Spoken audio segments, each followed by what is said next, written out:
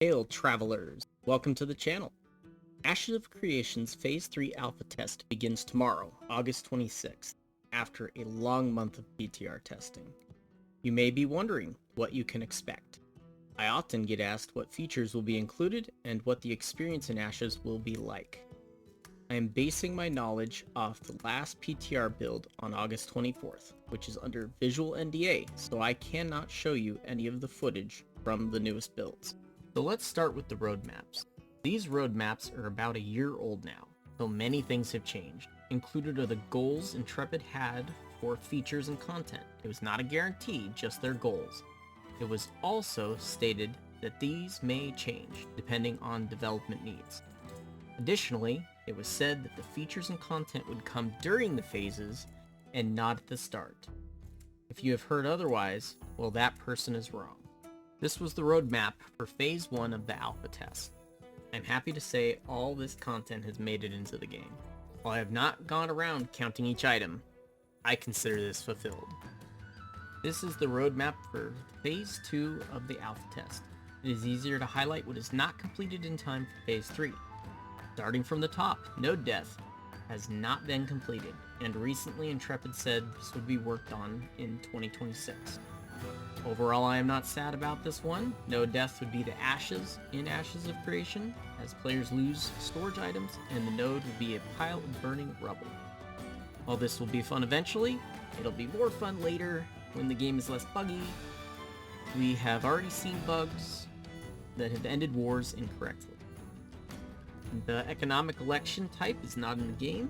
Currently, all elections and nodes are done by majority vote. Siege vehicles, gems and sockets, leaderboards, gear ascension, instanced housing, and story arcs are the missing features currently.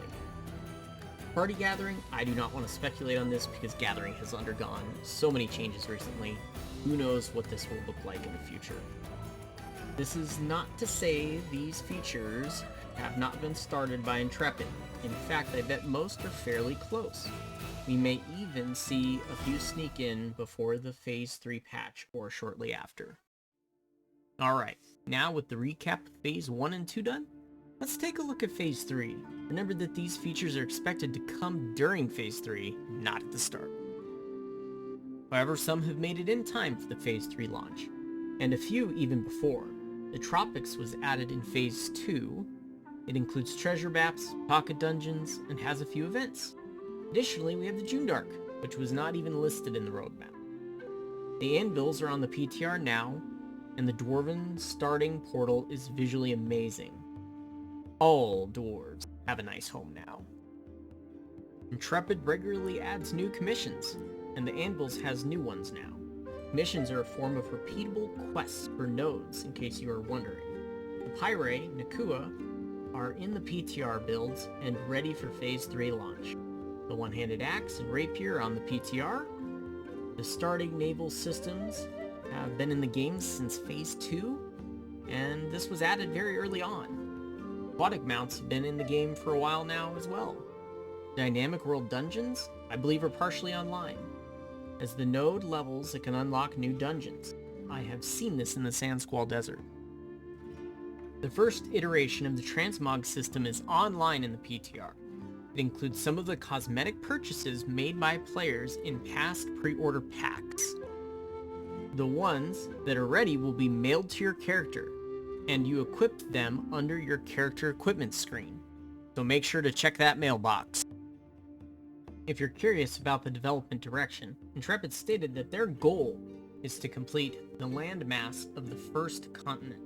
That is the continent on the left, and then go back over each zone to complete feature content like grand dungeons, events, and other things. The Riverlands is the most complete zone on the map, and will likely be the most popular zone this phase. This map is huge. This is not the normal-sized MMO map that you're used to. It would likely take an average person over an hour on a mount to cross from the southern part of the desert to the northern part of the anvils. Feature I am most excited about is the Underrealm. I love the concept, and I want to see entire nodes, towns, and explorable areas underground. Perhaps that is just the dwarf in me. I am looking forward to arenas. These instanced skirmishes, and even matches, are much needed. Tab target combat feels amazing in Ashes.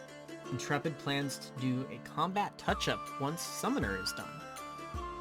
I'm excited to see what secondary classes bring to the feel of combat in 2026. Did you buy into the Phase 3 Alpha? If you want to test a fantasy PvX sandbox MMO in an alpha state for over a year, then I would say yes. But remember, we are testers, not gamers. Wipes may occur, and game-breaking bugs will be found. The cost for Phase 3 access is $100. Based on Intrepid saying that Phase 3 would last for a minimum of 1 year, and if you consider the delays of Phase 2, I'm certain we have at least 1.5 years until the betas start. My best guess of the game's full release would be in 2027. These are just estimates. It could happen faster or slower, but I am trying to give those unfamiliar with the project a rough idea of how much mileage they will get for their money. Did I miss something or get something wrong? Please let me know in the comments. Remember to like the video and subscribe to the channel. It really helps new channels out. Remember, guard your clan, guard your gold, and guard your beard.